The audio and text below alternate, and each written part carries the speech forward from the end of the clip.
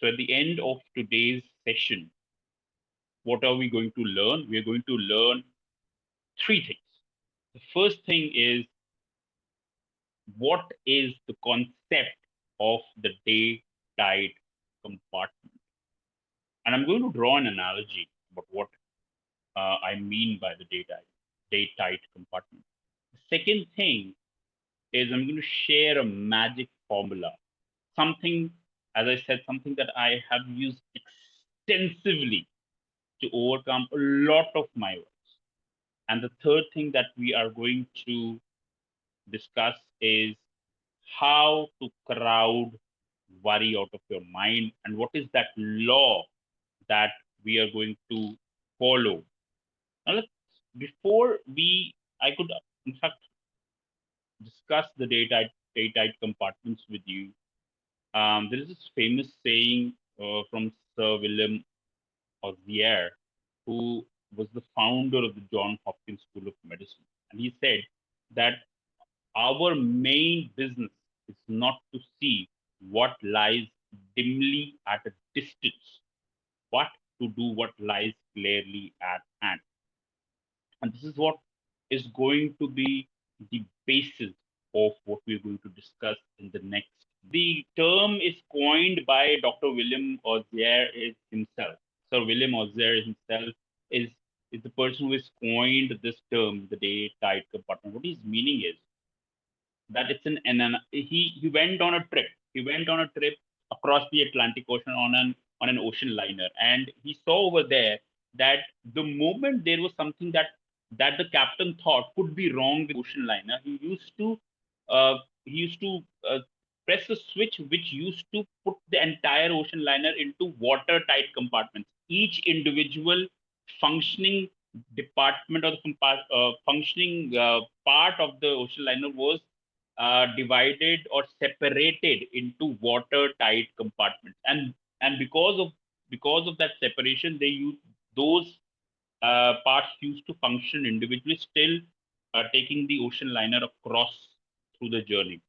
And that is where he drew the analogy, saying that people should also live in those day tight compartments. He drew the analogy from watertight compartments functioning alone. He said that, you know, we need to shut ourselves in a day, think shutting off the past and the future completely. And Dr. Pinky, you were actually, you were right on the money saying that, we need to live day by day, right? And we need to shut the past and the future off. The reason being, and the major reason being, is that what happens is that the moment we are, we're thinking about what has happened in the past and what is going to happen in the future, we plague our ability to work in the present. That is exactly what happens. We're thinking too much about the past, or we're thinking too much about the future, that we plague our ability, plague our mental ability, plague our physical ability to think about what we are going to achieve today. Because somebody very truly said that, the best way that you can work for the future is to take the right steps today, right? So we need to shut ourselves into day-tight compartments. We need to live from the time you get up to the time you go to sleep, and you should have that crisp understanding of what your schedule is going to be, and how you create that schedule is something that we're going to discuss in the third module, where we'll be talking about we'll be talking about how to crowd worry out of it, right? So same way, we need to shut ourselves from the future and shut off ourselves from the past, and ensure we are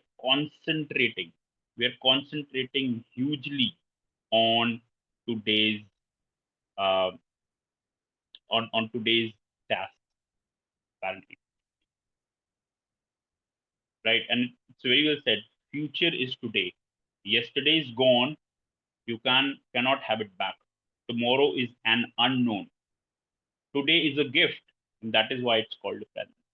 Anything that you're going to do today is going to enlighten your future.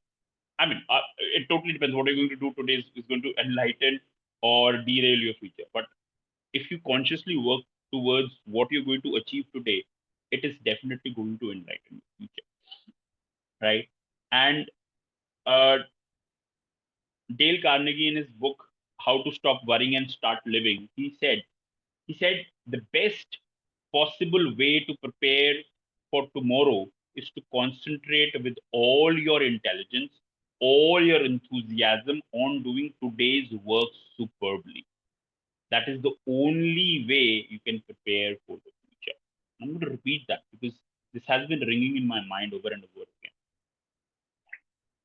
The best possible way to prepare for tomorrow is to concentrate with all your intelligence, with all your enthusiasm on doing today's work superbly. That is the only way you can prepare for the future. That is what Dale Carnegie in his book, How to Stop Worrying and Start Living, has it says. The load of tomorrow added to that of the past, carried today, you're carrying it today, makes the strongest falter. And that we need to ask ourselves some questions, right? And and you need to answer it ourselves. You don't need to answer this question to me. You do not answer this question to anybody else, right? But you need to answer these questions to yourself. Do I tend to put off living in the present in order to worry about the future? Am I doing that? Maybe it's time for a change, right? Do I sometimes embitter the present? Do I like spoil my present by regretting of the things of the past that are over and done with? For me, past has no place in my life. In my life, I'm not talking about myself. The past is gone. I am done and dusted with the past. Right? I might learn from the past, but I'm not going to regret about the past. Right? And if whenever I'm regretting about it, I have a switch in my mind that gives me a quick suggestion that this is not the way you're going to think about it. You just turn this feeling off right now because this is not where you want to go. And the moment I think that I'm regretting, I make a complete switch and I want to learn from my past rather than regretting it because that is over and it's done with, right? Do I get up in the morning determined to seize the day and get the utmost out of the 24 hours? This is what I want to do.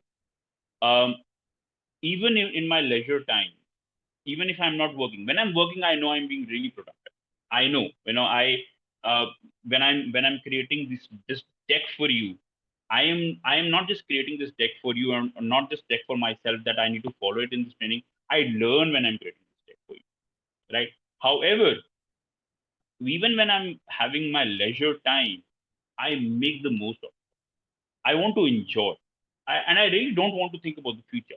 I want to work about for the future, but I really don't want to think about it. Right? That term hoega so hoega, right? And that is something that something that will happen.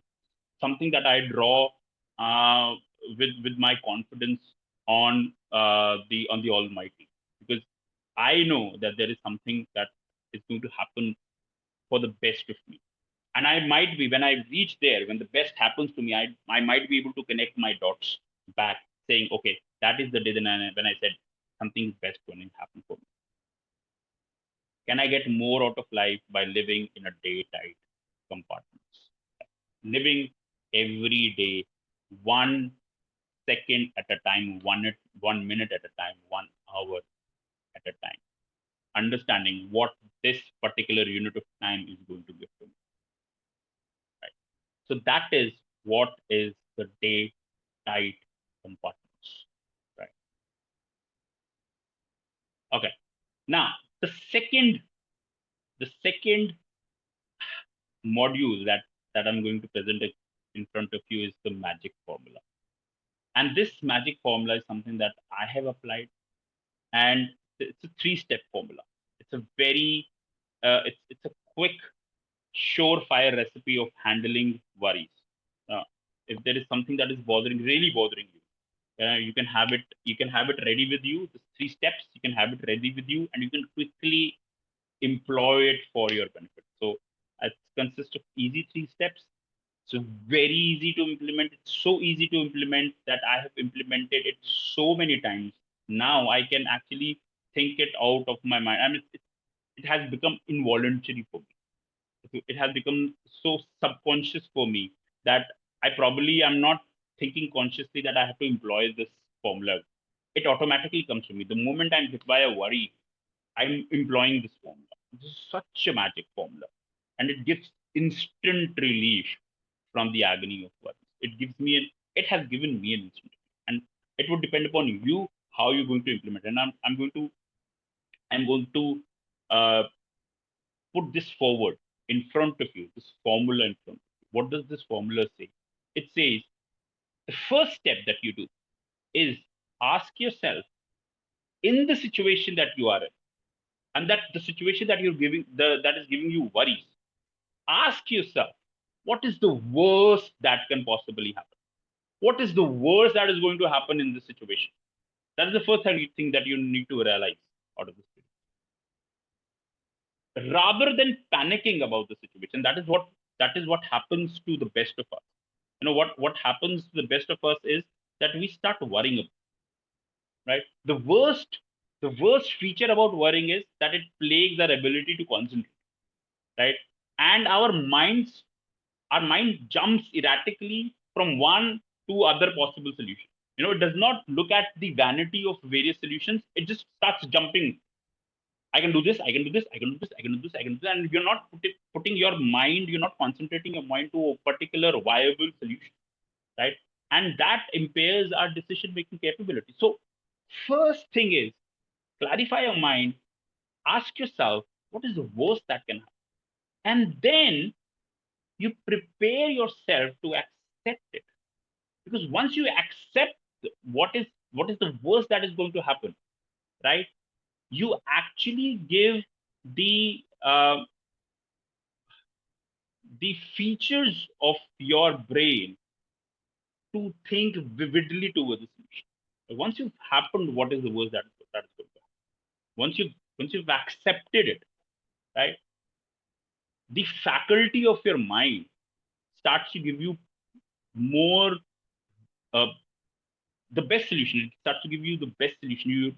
Your mind itself will churn out the best solution. And the third is you then calmly proceed to improve the worst. That is the best thing that happened, right? You've accepted the worst, and then you work towards improving the worst. Professor William James, the father of applied psychology, he says the acceptance to what has happened is the first step in overcoming the consequences of any misfortune. Right? Start with understanding what is the worst that can happen. The second thing is try and accept it. And once you've accepted it, you will be able to employ your mental faculties to look for the best possible solution. Now, I'm not going to uh, preach it any further. What I'm going to say is go back today and try to employ this particular formula in your life and see how it could help and to what extent it can help. And if it does not, then probably there is something that there is more that is needed over here. But I'm sure that if you're able to employ it with all your uh, abilities and all your honesty, this particular formula will definitely help. Right? Any questions, or probably any degree of uh, any degree that you might not have understood this particular module.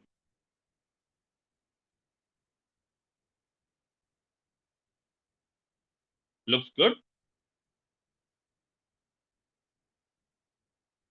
Okay, let's move forward. Now, how to crowd the worry out of your mind, right?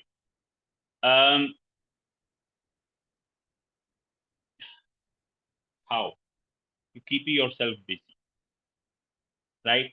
And it is absolutely difficult to worry while you are busy doing something that requires planning and thinking. When your mind is occupied with something that engages all your mental faculties, it is absolutely impossible, near to impossible, to think about that. Try it, right?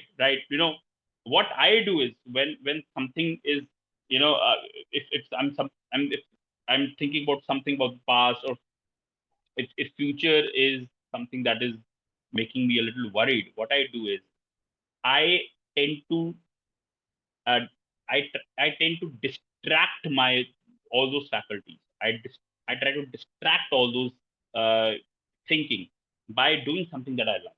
Now, what do I love to do? I love to cook, and I immediately, looking at what my schedule is, I will try to cook in that particular day, right? Because that brings me peace, and that actually helps me divert my attention, right? And my mind is occupied with all those things that I love to do. Probably I'll go out for a walk, because that gives me time for introspection. I probably will cook. I'll probably watch a series. I'll probably play with my dog. Anything that I do will divert my mind from those worries, right? Because when we are not busy, right? When we are not busy, what happens is uh, it crowds our mind, right? Something that is crowding our mind, you know the moment when we are not busy, our mind is a near vacuum. And what happens in a vacuum is, uh, what nature does, it rushes and it tries to fill us with emotions, the emotions of hate, fear, worry, jealousy, envy, etc., etc., right? So what do we need to do? We need to divert our mind, right? And with that, you'll be able to divert yourself, right? And everything then comes into picture, right? How you put yourself into a day tight compartment, and within that day tight compartment, if there is something that is probably causing a level of agony, how to divert your attention, right? Why does such a simple thing as keeping busy help us drive out anxiety? It's a law, and it's the most fundamental law of psychology, and it says it is utterly impossible, and it's within the quote, because this is what the law says. It is utterly impossible for any humankind, no matter how brilliant, to think of more than one thing at any time, right? I can prove that to you. I can prove that to you, right? Now, let's do an exercise, because this session might end after a couple of 7.5 minutes. Uh, are you all okay to do an activity? You don't have to come on the camera, right? Just unmute yourselves. Unmute yourself. Right.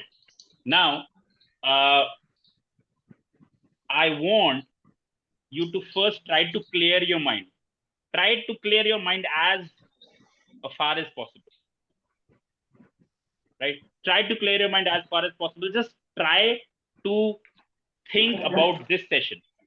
Nothing else. Just try to close your eyes and think about this session.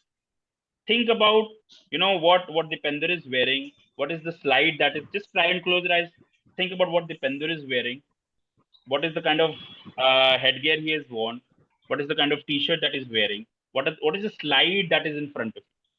Right? Do you have that picture in mind? Do you have that picture in mind? Yes or no? Yes, yes. Right? You have that picture in mind. Yes. Now Yeah. I want you to not think about a pink elephant.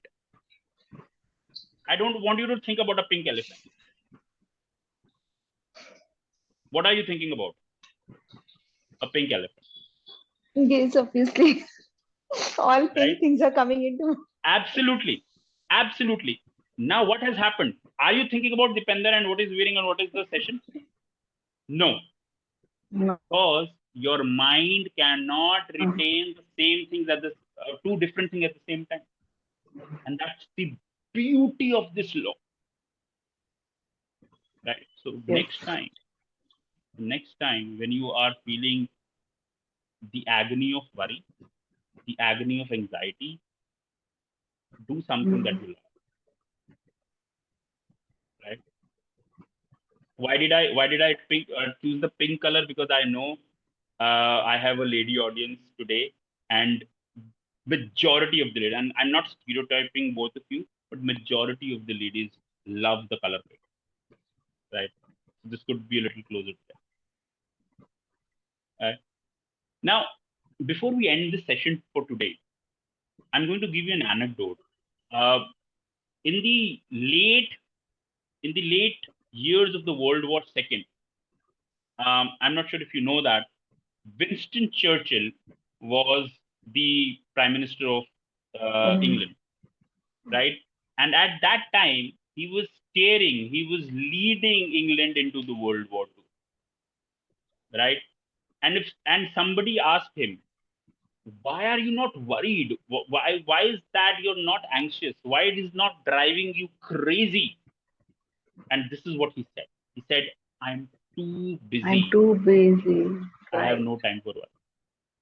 I'm so busy. And this is Winston Churchill, one of the greatest military leaders of all time. You know, you can compare him with the likes of Napoleon, the likes of so many war heroes that we know. The war leaders, not war heroes, the war leaders that we know. That we know about Abe Lincoln, we know about Abraham Lincoln, what he did in the 1800s when the Civil War was at its peak in the U.S. Right? Uh, we know certain war leaders, but he was one of but Winston Churchill was one of the top most of modern times. He's top most war leaders, and he did not have the time to worry. He had the burden of millions of people, not just who are not just living in England, but also residing in the Europe, who were tormented by the tyranny of the German dictator Hitler, right? So he did not have the time to worry. Why should we have the time to worry? Right? So where do you get the strength for all this? Right? So we've learned about the tight compartments. We've learned about the magic formula. We've learned about how to crowd worry out of your mind. But where do you get this strength from all this? Right? It is not easier said than done. Right? It is not easier said than done. Can you do it Can you do it all by yourself? The answer is no. And to find the answers, who is there with you that you can do all this? Just said them. You have to tune in for date